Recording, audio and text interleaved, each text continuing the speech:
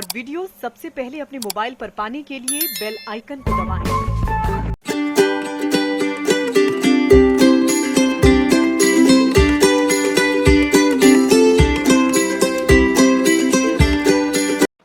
नमस्कार, मैं हूं अनिल वर्मा। शेखर रात के 10 बजे हैं और ये समय है बिग बुलेटिन का। बिग बुलेटिन में आज की चर्चा पर चलने से पहले आज के पैनल में शामिल जो गेस्ट हैं, मेहमान हैं, उनसे परिचय करा दे रहे हैं। आज भारतीय जनता पार्टी का पक्ष रखेंगे भाजपा के जिला मंत्री अभिषेक बाथम और पार्टी के नगर अध्यक्ष विकास पांडे। ये भाजपा का पक्ष रखेंगे, भाजपा की टीम है। समाजवादी पार्टी से अनिल गंगवार जी हैं, पार्टी के वरिष्ठ नेता हैं। और विवेक यादव, ये विधानसभा के राष्ट्रीय नेता हैं, ये समाजवादी पार्टी का पक्ष रखेंगे। कांग्रेस से विवेक नारायण मिश्रा जी हैं, प्रदेश कांग्रेस कमेटी के सदस्य हैं, कन्नौज से जुड़ते हैं। और उसके बाद में खालिद उस्मानी, ये पार्टी के अल्पसंख्यक विभाग के अध्यक्ष हैं और कांग्रेस का पक्ष रखेंगे। गौतम कश्यप, ये आम आदमी पार्टी के मीडिया प्रभारी हैं और हमारे साथ रहते हैं सोमवार से शनिवार। एक नया राजनीतिक घटनाक्रम ये हुआ है कि सहारनपुर के एक नेता हैं इमरान मसूद, इन्हें कांग्रेस ने अपनी जो अखिल भारतीय कांग्रेस कमेटी है उसमें राष्ट्रीय सचिव बना दिया। और वैसे तो ये कांग्रेस का मामला है, किसे सचिव बना है, किसे महासचिव बना है, लेकिन इमरान मसूद की ताजपोशी होने के बाद से ही भारतीय जनता पार्टी ने इसका बड़ा विरोध शुरू किया है। और विरोध के पीछे इमरान मसूद के विवादित बयान हैं। खासतौर से प्रधानमंत्री नरेंद्र मोदी की हत्या को जान से मारने की धमकी देने वाला जो बयान है, उसको लेकर के भाजपाई बड़ा आहत है। हालांकि वो बयान चुनाव के समय का है और उस समय इमरान मसूद कांग्रेस के उम्मीदवार थे। तो जो नई कट्टर सोच है उसको कहीं ना कहीं बढ़ावा दिया जा रहा है, ये मानना है भारतीय जनता पार्टी का। और समाजवादी पार्टी को हम इससे जोड़ लें, ये जो इमरान मसूद साहब हैं, ये समाजवादी पार्टी से ही आए। काजी रशीद मसूद इनके पिताजी थे और बड़ा अपने क्षेत्र के पॉपुलर नेता थे, 9 बार सांसद रहे हैं। लेकिन इमरान मसूद की अपनी एक छवि है विवादित बयान देने की। और चुनाव के दौरान जिस अहाते में उन्होंने भाषण दिया वो बीप वाला बयान कहा जाता है। बीप वाला बयान, बीप के मतलब जहां पर गाली या असंसदीय बात कही जाती है वहां पर बीप की आवाज सुनाई पड़ती है। और जहां पर बीप की आवाज सुनाई पड़ती है वहां जो जन समुदाय है वो जमकर के तालियां बजाता है। तो उस विवादित बयान को लेकर के विरोध शुरू हो गया है इमरान मसूद का और कांग्रेस का। कांग्रेस पर सवाल उठाए हैं, खासतौर से स्वतंत्र सिंह ने जो प्रदेश अध्यक्ष है। इमरान मसूद ने अपने भाषण में कहा कि ना मारने से डरता हूं ना मरने से डरता हूं, नरेंद्र मोदी से कौन लड़ेगा। इस तरीके की विवादित बातें उन्होंने अपने भाषण में कही है। और बीप वाला बयान है, बीप मतलब 1 दर्जन बार कम से कम बीप की आवाज सुनाई पड़ती है इस पूरे भाषण में। और जब जब बीप की आवाज सुनाई पड़ती है इसका मतलब उस समय विवादित बात कही गई और उस समय जम करके तालियां बजती है। और वो जो नुक्कड़ सभा है वो मुस्लिम्स के बीच में है, ये भी स्पष्ट है, क्योंकि वो मुस्लिम की बात ही कर रहे हैं। कह रहे हैं कि जो गुजरात से आते हैं प्रधानमंत्री, वहाँ 4% मुसलमान हैं, यहाँ इतने % मुसलमान हैं। तो ये जो है ये बयान उन्होंने जो दिया है चुनाव में, वो चुनाव भी निकल गया, लोकसभा चुनाव वो हार भी गए। इसके बाद में भी जब इमरान मसूद को राष्ट्रीय सचिव बनाया गया तो विवाद शुरू हो गया। ये स्वतंत्र देव सिंह का बयान आया है कि प्रधानमंत्री को जान से मारने की धमकी देने वाले इमरान मसूद को कांग्रेस का सचिव बनाकर कांग्रेस ने एक बार फिर अपनी वास्तविक विचारधारा का परिचय दिया है। विघटनकारियों को प्रोत्साहन व संरक्षण देना कांग्रेस का इतिहास रहा है। ये कहा है स्वतंत्र देव सिंह ने, और जाहिर सी बात है वो जो बयान है प्रधानमंत्री को लेकर के कि जान से मारने की धमकी देने वाला जो बयान है, उसको लेकर के ही इमरान मसूद का विरोध शुरू हुआ है। और स्वतंत्र सिंह ने कहा है कि जब कोरोना का संक्रमण चल रहा है, इतना खतरनाक समय चल रहा है, तो कांग्रेस नकारात्मक राजनीति कर करके माहौल खराब कर रही है। ये चीजें हैं। एक चीज और इसमें जोड़ते हैं, इमरान प्रताप वली देश के जाने माने शायर हैं, लेकिन उनकी शायरी का जो मौजू है, विषय है, वो केवल प्रधानमंत्री की आलोचना तक ही सीमित रह गया। इधर जो भी उनकी शायरी आई है उसमें उन्होंने प्रधानमंत्री की आलोचना के अलावा कुछ नहीं बोला है, और उन पर ही उन्हें भी तालियां मिलती हैं। इमरान प्रताप वली को भी कांग्रेस ने जो पार्टी का अल्पसंख्यक विभाग है उसका राष्ट्रीय अध्यक्ष बनाया है। तो ये नियुक्तियां हो रही हैं चुनाव के साथ साथ, क्योंकि चुनाव में बहुत कम समय बाकी रहा है। लोग बता चुके फरवरी माह तक विधानसभा के चुनाव होने हैं, और कांग्रेस अपने उस वोट बैंक को जोड़ने के लिए, पुनः वापसी के लिए ये सारी चीजें सारी जुगत कर रही है। तो ये सारी चीजें हैं जिनको लेकर के भाजपा हमलावर है कांग्रेस पर, और बार बार कह रही है कि जो इस तरह के बयान देने वाले लोग हैं, जो कट्टर सोच वाले लोग हैं, उन्हें कांग्रेस बढ़ावा दे रही है। और ये विघटनकारियों को प्रोत्साहन देना कांग्रेस का इतिहास रहा है। तो ये सारी चीजें हैं। हम इसी पूरे जो इमरान मसूद का प्रकरण है, इसी पर आज चर्चा करेंगे। विकास पांडे, आपसे शुरू कर रहे हैं। क्यों विरोध कर रही है आपकी पार्टी? इस कांग्रेस का अपना अंदरूनी मामला है, किसे सचिव बनाए, किसे अध्यक्ष बनाए, किसे उपाध्यक्ष बनाए, ऐसी कौन सी बात हो गई? और चुनाव बहुत पीछे छूट गया है। चुनाव की बात, चुनाव उस समय शिकायत की गई थी चुनाव आयोग से, और जो अजहर मसूद साहब हैं, इनका चुनाव रद्द करने की बात मांग भी की गई थी, और उसके बाद में भी चुनाव आयोग ने भी उस चुनाव को रद्द नहीं किया। चुनाव आयोग ने इस तरह की कोई सख्त कार्रवाई के खिलाफ, इमरान मसूद के खिलाफ नहीं की। इसके बाद में भी अब अगर उन्हें राष्ट्रीय सचिव बना दिया जाता है तो विरोध का क्या मतलब? देखिए भाई साहब, बिल्कुल स्पष्ट रूप से आपने भी कह दिया और उनके बयान को आपने आधार भी दे दिया कि क्यों भारतीय जनता पार्टी इस पर प्रश्न चिन्ह उठा रही है। हमारा प्रश्न चिन्ह उठाना लाजमी है। हालांकि ये बात बिल्कुल ठीक है, ये कांग्रेस का अंदरूनी मामला है। वो चाहे मसूद अजहर को अपनी पार्टी में बुला ले, चाहे हाफिज सईद जी को, मैं एक बार दोबारा बोलूंगा, हाफिज सईद जी को अपना राष्ट्रीय अध्यक्ष बना ले, हमें इससे कोई लेना देना नहीं है। ये कांग्रेस पार्टी का अपना अंदरूनी मामला है, बिल्कुल होना भी चाहिए। वो अपना जिस तरीके की राजनीति कांग्रेस करती है पूरा देश जानता है। दूसरा, जहां तक आपको इमरान मसूद की बात रही, इमरान मसूद जी की राजनीति को आप सब बेहतर तरीके से जानते हैं। वो इस तरीके की राजनीति करने के लिए पुराने रूप से जाने जाते हैं। 2014 का कुतुब शेर इलाके में दंगों के बाद यकाएक एक शख्स सुर्खियों में आता है जिसे इमरान कहते हैं, और उन पर एफआईआर दर्ज होती है उन दंगों को भड़काने के लिए। उसके बाद उन्हें जो है सहीपुर हिंसा में भी आरोपी बनाया जाता है। तो ये है वही इमरान मसूद साहब जिनका इतिहास ये कहता है। दूसरा, जब ये चुनाव जीते तो साहब दलितों की बड़ी हितैषी बनती है कांग्रेस, और उन्हीं दलित भाइयों की जमीन को कूट रचित दस्तावेजों के सहारे इन्हीं इमरान मसूद ने अपने और अपने परिवार के नाम चढ़ा लिया था, जिनको लेकर के आज कांग्रेस बड़े बड़े दावे और बड़ी बड़ी चीजें कर रही है।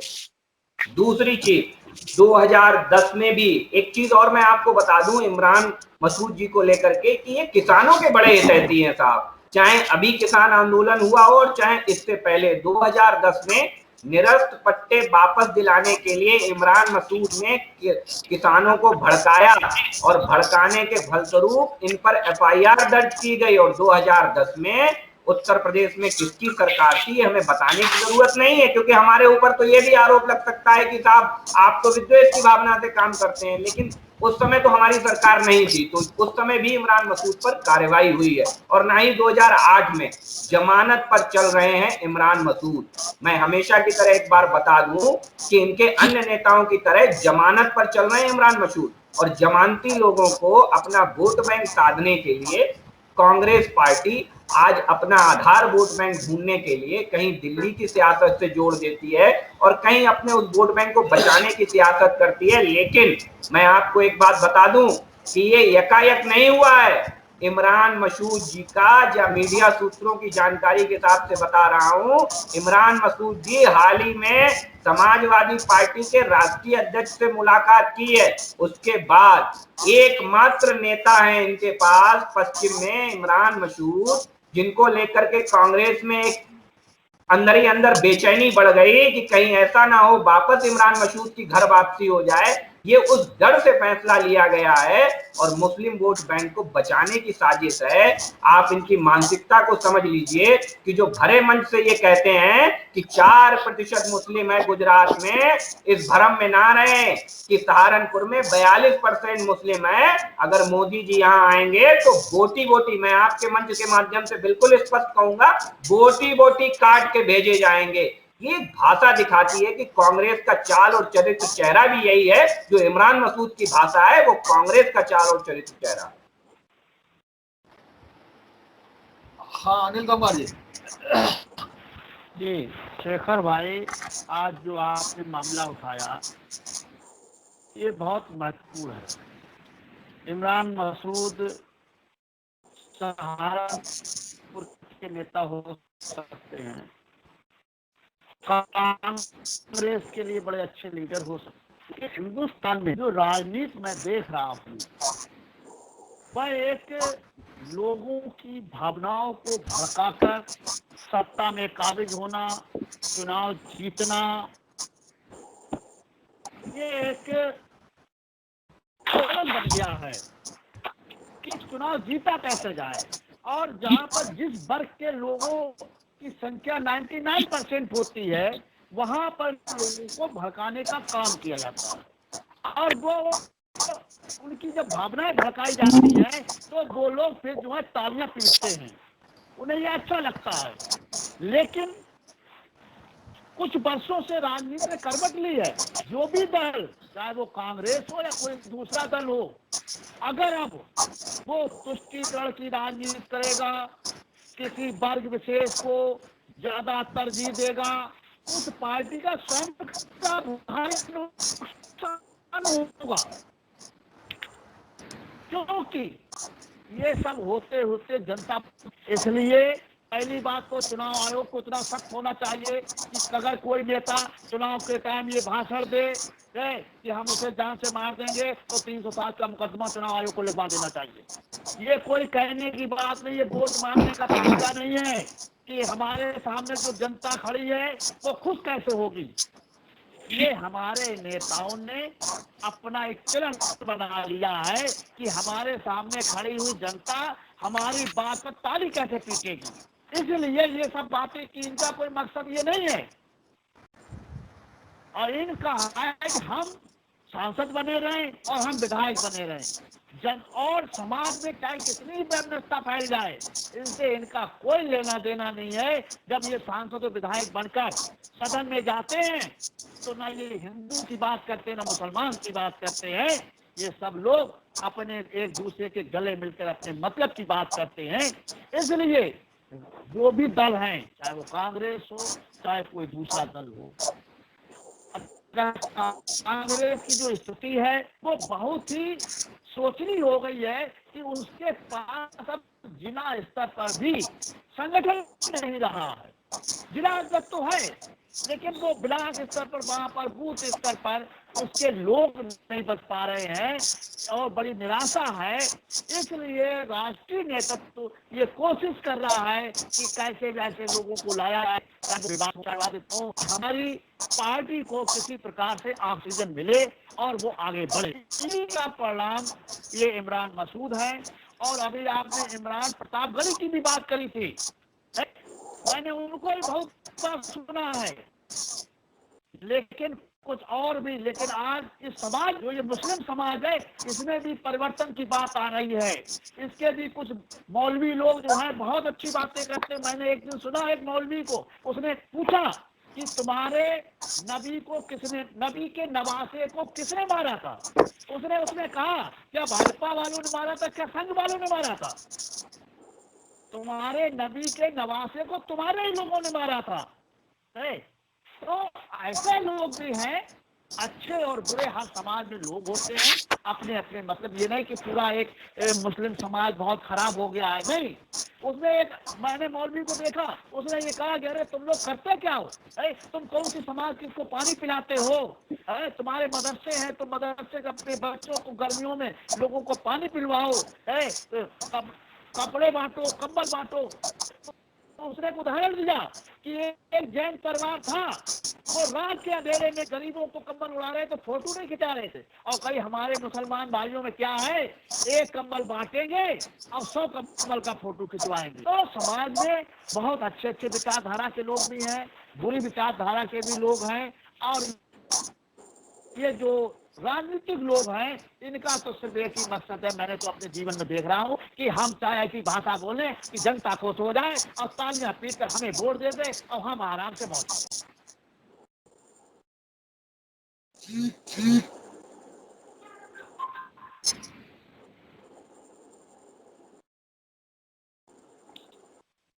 गौतम, आम आदमी पार्टी, जल्दी बोलो भाई।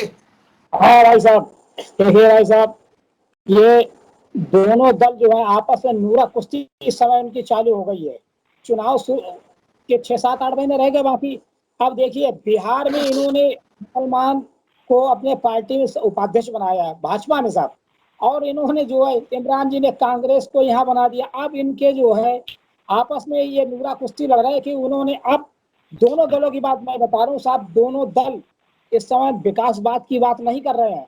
केवल भाजपा ने तो अपना हिंदू कार्ड खोल दिया साहब, इसी तरीके से कांग्रेस ने अपना मुसलमान कार्ड खोल दिया कि सोच रहे ये इस तरफ नहीं जा रहे हैं। हमारा तो कहना है कि अगर आप अब देखिए, पिछली बार जो है 17 के चुनाव में सहारनपुर और मुरादाबाद देवबंद की क्षेत्र में भाजपा को बहुत अच्छी बढ़त मिली थी। इन्हें घबराहट हो रही है कि इस समय अगर इमरान मसूद आ गए तो हमें नुकसान होगा। और वही जो है इन लोगों ने जो, भाजपा ने तो अपना हिंदू कार्ड खोल दिया भाई साहब। अब हम तो ये कहते हैं कि इन दोनों दलों से कहिए कि अपनी राजनीति विकासवाद पे लगाएं भाई साहब, विकासवाद होना चाहिए। नहीं तो ये अभी ये लोग कह रहे थे कि भाई इस तरीके से ये हमें नहीं अच्छा लगा, अब विकासवाद पे बात करिए और अपनी अपनी पार्टी से लेके आइए भाई साहब, ऐसा। जी देखिए, अभी जो हमारे भाजपा के प्रवक्ता हैं कह रहे थे कि आप लोग भड़काने का काम करते हैं। मैं वहीं से शुरू करना चाहता हूं कि भड़काने का तो वास्तविक कार्य अगर कोई बहुत ही अग्रणी है, कोई उत्तम कार्य जो कर रहा है, वो आज भारतीय जनता पार्टी के लोग कर रहे हैं। भारतीय जनता पार्टी जितना ज्यादा हिंदुओं को उकसाने का काम करती है और अपने ही लोगों के माध्यम से मुसलमानों में अलगाव कराने का काम की है, इससे ज्यादा घृणित कार्य आज पूरे भारत में कोई। दूसरी बात कि आप जैसे ही देखिए कोरोना खत्म, पहले से उम्मीद थी कि कोरोना जैसे ही थोड़ा डाउन हो, वैसे ही भारतीय जनता पार्टी अपना हिंदू मुस्लिम कार्ड खेलने लगेगी। विभिन्न माध्यमों से लोगों के बीच में बातें उतारी जाने लगी कि फला मस्जिद टूट गई और मंदिर टूट गया। बस यही सब बातें इनकी पिछले 6 सालों से हम सुन रहे हैं, यही सुनते आए हैं और उम्मीद भी यही है कि इसी विषय को ही ये आगे बढ़ाएंगे, क्योंकि राजनीतिक आधार भारतीय जनता पार्टी का खास तौर से उत्तर प्रदेश में सिर्फ हिंदुओं और मुसलमान के बीच में घृणा पैदा करना है। इसके अलावा कुछ नहीं, ना कोई विकास से मतलब है, ना किसी प्रकार के नए जो आपके रोजगार के संसाधन हैं उनको बढ़ाने से मतलब है। ये कार्ड उनका अच्छा चल रहा है, जब तक चल रहा है तब तक वो इसी कार्ड को खेलेंगे और चलाएंगे। उसके बाद जब ये कार्ड फ्लॉप होगा तब देखा जाएगा। परंतु ये बड़ा अत्यंत निंदनीय है कि इमरान मसूद का हमारी पार्टी से पहली बात तो कोई लेना देना नहीं है।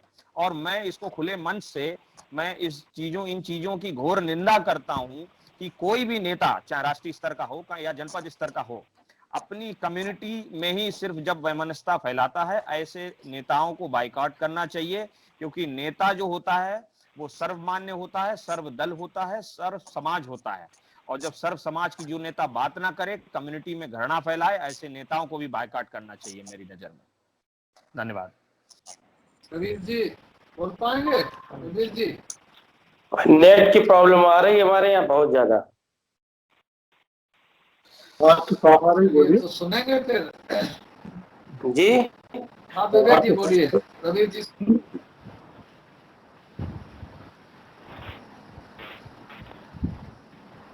बोलिए बोलिए। हेलो। हाँ हाँ भाई, ये जो इमरान मसूद के ऊपर बीजेपी की परेशानियां हैं वो तो जग जाहिर है, क्योंकि इस समय जो अपने उत्तर प्रदेश में बीजेपी की राजनीति में भूचाल आया हुआ है, बहुत बड़ी परेशानी हो रही। तमाम केंद्र के उनके महामंत्री आए, हमारे सब मुख्यमंत्रियों से भी क्या उप मुख्यमंत्री से भी मिले, मंत्रियों से भी मिले, क्योंकि उनको सारा सब ये नजर आ रहा है कि अब इस बार जो 22 में चुनाव होने जा रहा है, उस चुनाव में बीजेपी की नाव जो है वो डूबती हुई नजर आ रही है। इस कारण से उन्हें कुछ ना कुछ तो उल्टे सीधे काम करने ही है। अब ये तो मुसलमान वाला काम जो है इमरान मसूद के ऊपर उनको परेशानी है। अरे भाई, कोई आदमी अपनी राजनीति में किसी भी पार्टी में जा रहा है, आगे बढ़ रहा है, आपको परेशानी क्या बात की है?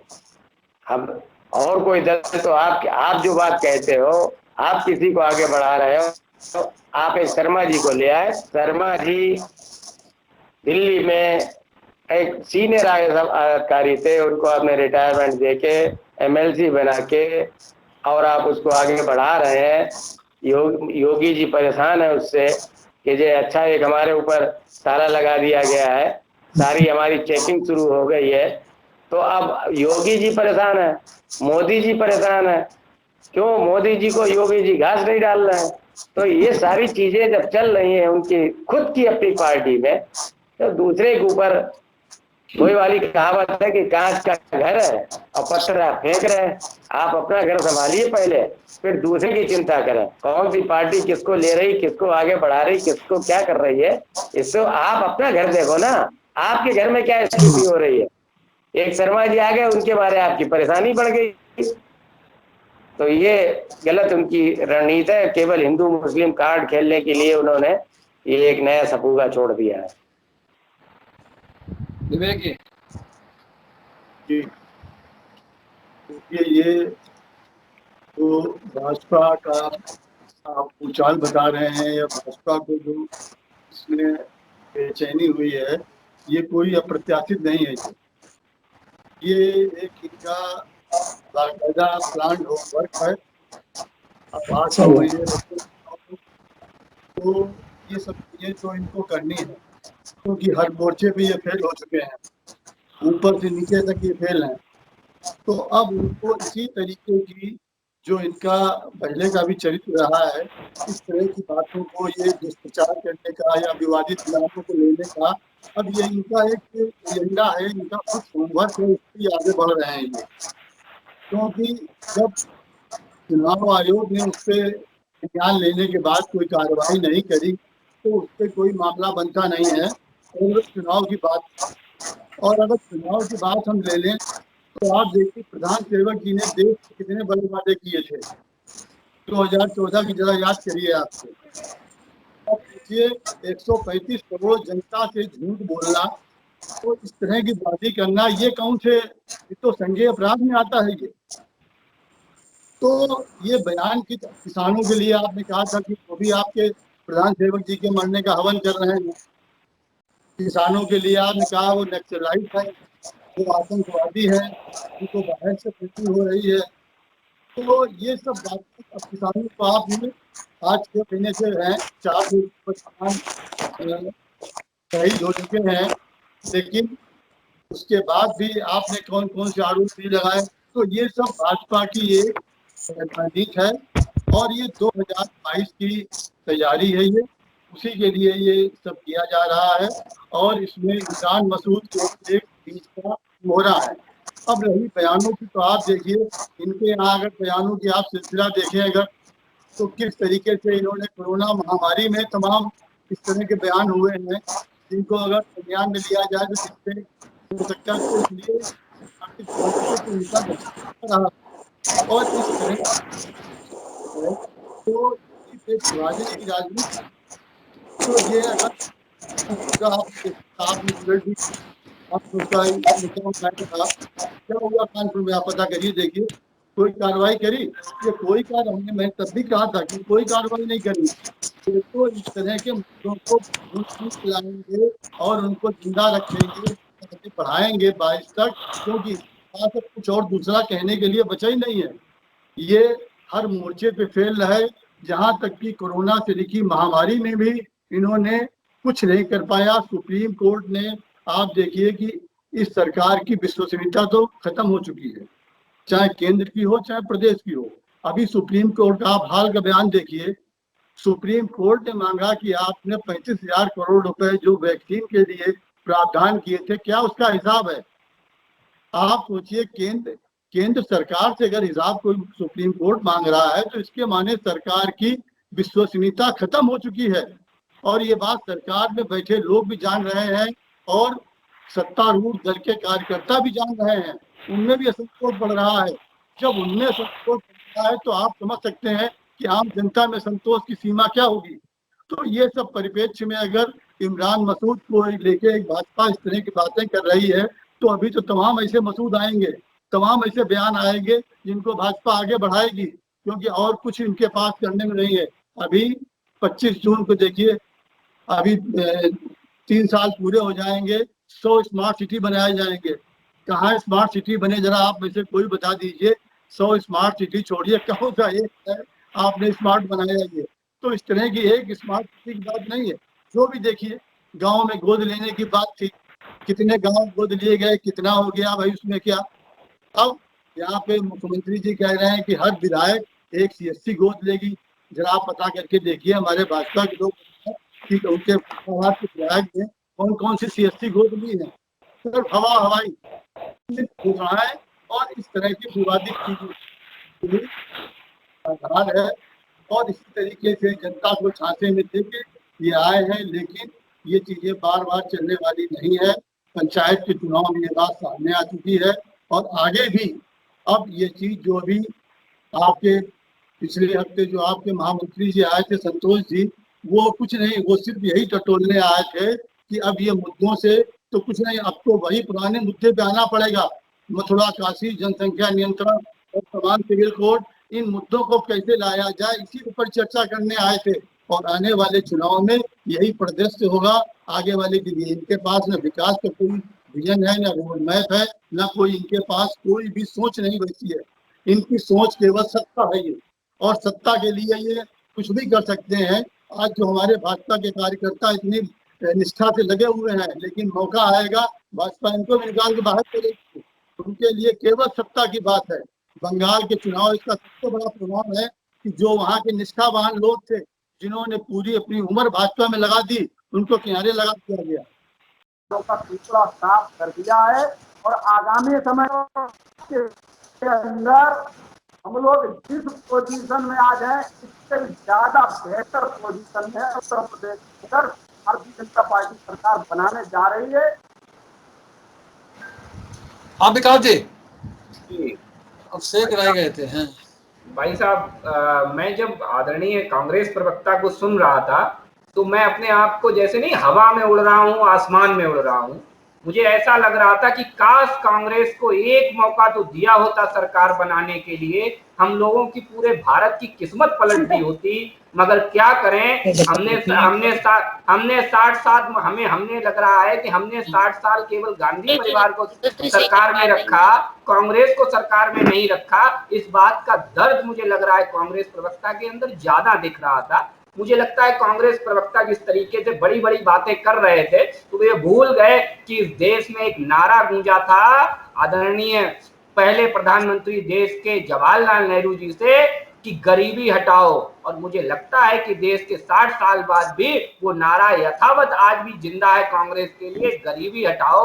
तो जो कांग्रेस 60 साल शासन करने के बाद इस देश में गरीबी नहीं हटा पाई, वो ऐसे बातें करते हैं कि जैसे इस देश ने 60 साल उन्हें सत्ता चलाने के लिए नहीं दी थी। वो 60 साल देश में एक राजतंत्र चला था, वो राजतंत्र चल रहा था और आज सत्ता की भीख मांग रहे हैं इस देश से। तो मुझे लगता है कांग्रेस को, अब मैं आता हूं आम आदमी पार्टी पे। आम आदमी पार्टी के नेता ने कहा विकासवाद शुरू करें। मुझे लगता है कि जिनका विकासवाद दरी बिछाकर धरने से शुरू होता है कि उनके यहाँ अगर किसी की उंगली कट जाए तो केंद्र सरकार दोषी होती है, उनके मोहल्ला क्लिनिक ना चले तो केंद्र सरकार की गलती है, वो अपने यहाँ वैक्सीनेशन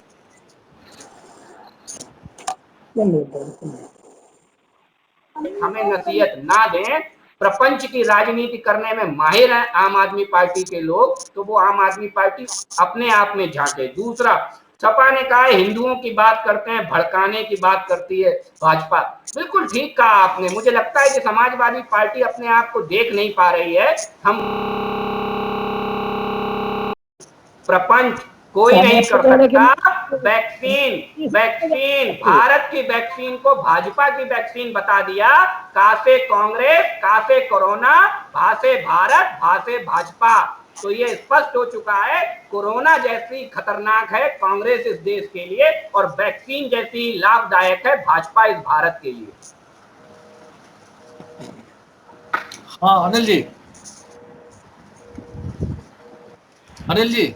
जी शेखर भाई, अभी हमारे विकास जी कह रहे थे, जी शेखर भाई अभी विकास जी कह रहे थे कि सब थाने बेच देती है। आप देखिए सरकार में विकास दुबे जितने 8 पुलिस वाले मारे, अभी आपने कल कानपुर अरे भैया, हमने मरवाने वालों को संरक्षण नहीं दिया, हमने उसका एनकाउंटर कर दिया। अपराधी को उसकी अधोगति प्राप्त हुई है, आपकी तरह संरक्षण नहीं दिया। वरना याद होगा चंबल के बिहड़ों में कौन कौन बड़े मंत्री जाते थे वोट मांगने, डाकुओं से समर्थन मांगने किसके नेता जाते थे? अरे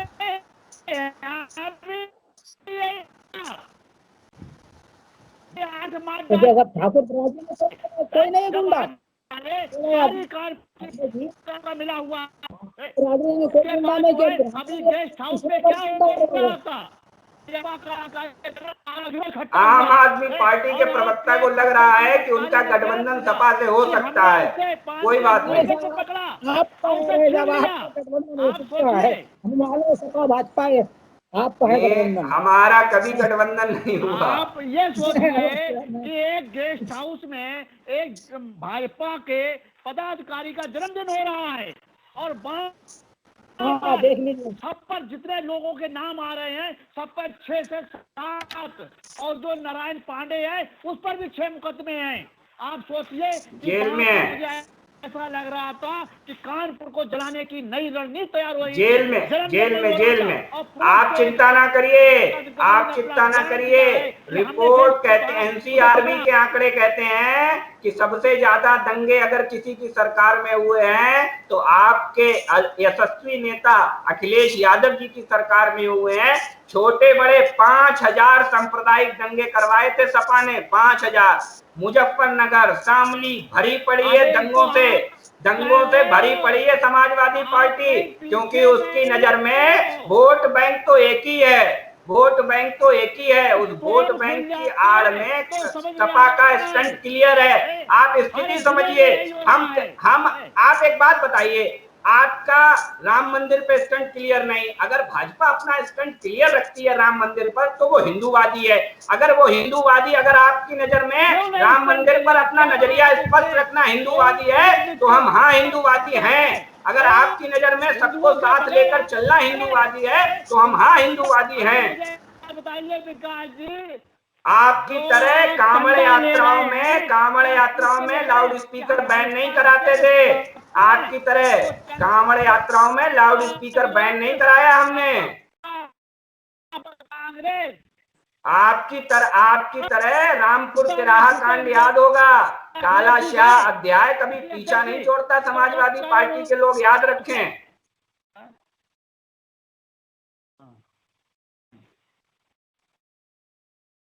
अभी तो 22 आने वाली है, अभी तो पंचायत चुनाव में कोई बात नहीं, आप अपने घोषणा पत्र में, मुझे लगता है सपा के लोग अपने घोषणा पत्र में शामिल करें कि काशी में हम भव्य मस्जिद का निर्माण कराएंगे काशी विश्वनाथ के सामने। अगर समाजवादी पार्टी के प्रवक्ता को है हिम्मत तो दिखाएं कि काशी में हम भव्य मस्जिद का निर्माण कराएंगे, लेकिन ऐसा नहीं है ना, ऐसा नहीं है, क्योंकि दोगली राजनीति मत करिए, स्पष्ट नजरिया रखिए, सबका साथ, सबका विकास, सबका विश्वास। धर्म की आड़ में दंगे भटकाने तक सीमित रही है आज की राजनीति समाजवादी पार्टी की।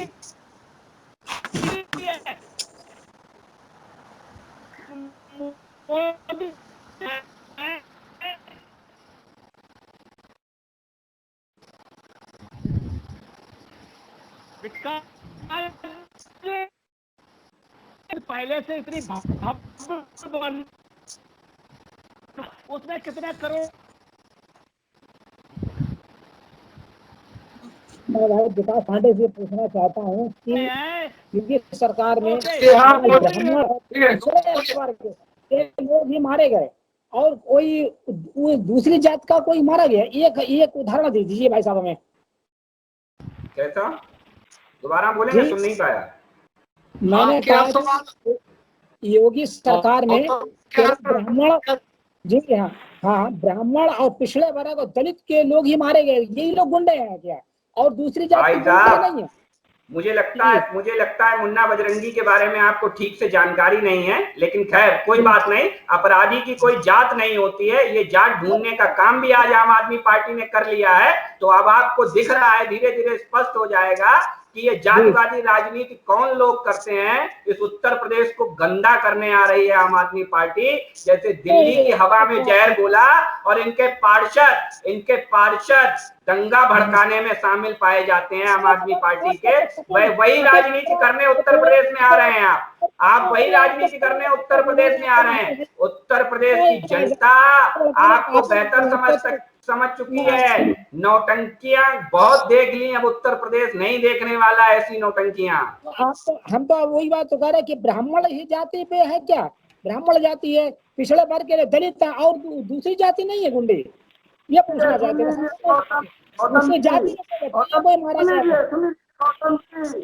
सुनिए, आतंकवादियों का कोई धर्म नहीं होता है और अपराधियों की कोई जाति। सुन लीजिए, अगर आप जाति से जोड़ते हैं अपराधियों को तो मुझे बड़ा शर्म आती है आपसे बात करते हुए कि आपने अपराधियों की भी जाति बना दी है। अपराधियों के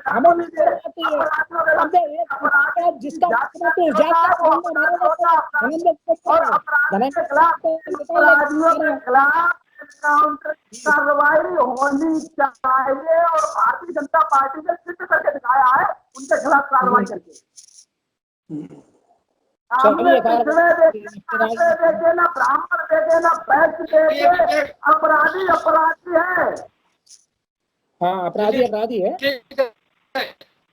अब जाति में क्यों जोड़ रहे हैं? जवाब दीजिए।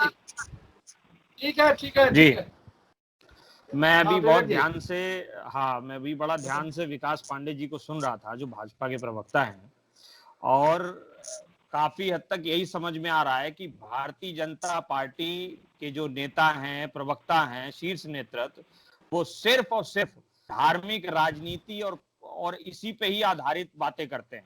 एक भी बार उन्होंने ना तो किसी विकास की बात की, ना तो किसी रोजगार की बात की, उस पर कोई चर्चा नहीं। 4 लाख भर्तियां की हैं, रिकॉर्ड भर्तियां की हैं हमने। आपकी तरह सिपाहियों की भर्तियां कोर्ट में जाके नहीं खत्म हो गई। आपकी कोई भी भर्ती सरकार से चलती थी और कोर्ट में खत्म होती थी। आपके यहाँ कोई भी भर्ती सरकार से चलती थी, कोर्ट में खत्म होती थी, और लिस्ट जो बनती थी वो मंत्रियों के घर पे बनती थी। हमारे यहाँ ऐसा नहीं होता है। आपके यहाँ बेरोजगारी भत्ता एक बेरोजगारी, ये तथ्य नहीं है, ये तथ्य नहीं है। आपके यहाँ देखिए, समझिए, मैंने पहले ही बोला आपसे कि जिनका स्टंट क्लियर नहीं है, जो जनता को गुमराह करके राजनीति करते हैं, वो लोग ऐसे ही इधर उधर की बातें करते हैं। अरे भाई आप बताइए ना, आप बताइए ना, राम मंदिर पर इतने दिनों तक वाद विवाद चला, लेकिन कभी भी समाजवादी पार्टी ने ये नहीं कहा मंदिर बनना चाहिए। कभी भी समाजवादी पार्टी के लोगों ने नहीं कहा। अरे भैया, तो गोलियां क्यों चलवाई? भगवान को मानते हैं इसीलिए गोलियां चलवाई आपने, गोलियां इसीलिए चलवाई थी ना। जय श्री राम बोलने के लिए तैयार है, लेकिन आप मंदिर और मस्जिद की ठेकेदारी मत करिए। अब जब देश में राम मंदिर बन गया, तब ये जय श्री राम भी बोलेंगे। क्यों नहीं बोलेंगे? आपने क्या इसका पूरा ठेका लिया है क्या? क्यों नहीं बोलेंगे भाई? हम हिंदू हैं। विश्वनाथ का कॉरिडोर बन के तैयार होगा तो बम बम भोले भी आप बोलेंगे, लेकिन तब तक नहीं बोलेंगे जब तक वो काम चल रहा है, तब तक नहीं बोलेंगे आप। ये डर किस बात का है? इस डर से निकलिए, ये देश सबका है, सबको। एक मिनट जवाब दीजिए विवेक जी। विवेक मिश्रा जी जवाब दीजिए, कांग्रेस। देखिए, भाजपा हर नाकामी के लिए नेहरू जी को कब तक जिम्मेदार ठहराएगी?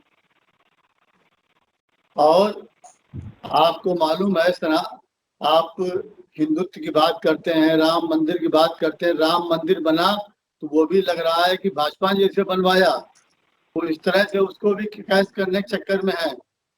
जबकि राम तो सबके पूरे देश के, ये आप गलत फहमी निकाल दीजिए। राम कांग्रेस के नहीं है, कांग्रेस के तो काल्पनिक राम है, कांग्रेस के काल्पनिक राम है, कांग्रेस के काल्पनिक राम है।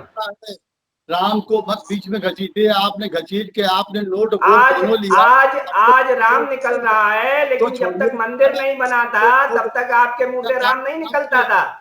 तब तक आज भी ये कहने का साहस जुटा लीजिए कि राम मंदिर बना, ये अच्छा हुआ, लेकिन आज भी कांग्रेस ये नहीं कहती है। कांग्रेस के डलवाए किसने थे?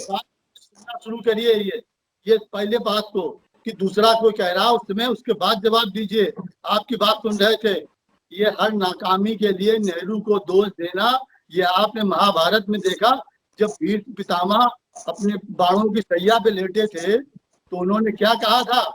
उन्होंने कहा था कि देश के लिए राजा होता है, और जिस देश का राजा अपने को देश समझ लेता है, उस देश का कल्याण कभी नहीं हो सकता है।